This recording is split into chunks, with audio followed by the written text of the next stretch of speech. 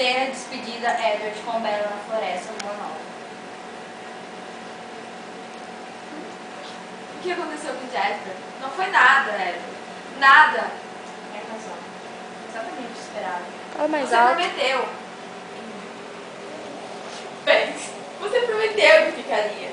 Desde que fosse melhor pra você. Não! Tem a ver com a minha alma, não é?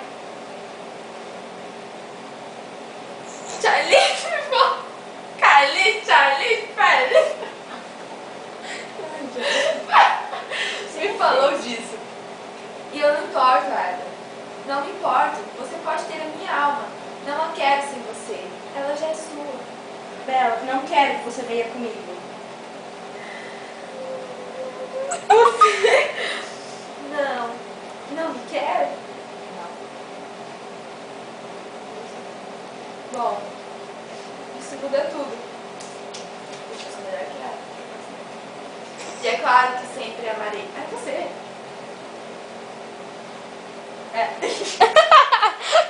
É, sou eu.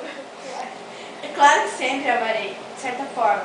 Mas o que aconteceu na outra noite me fez perceber que está na hora de mudar. Eu estou cansado de fingir ser uma coisa que eu não sou, Bella. Eu não sou humano. Não lamente. Não faça Permitir isso. que isso durasse tempo demais. E lá Não lamente. Não faça isso. você é boa demais. Você não é boa. Porra, vai dar cor. Você não é boa pra mim, Bella. Se é isso que você quer.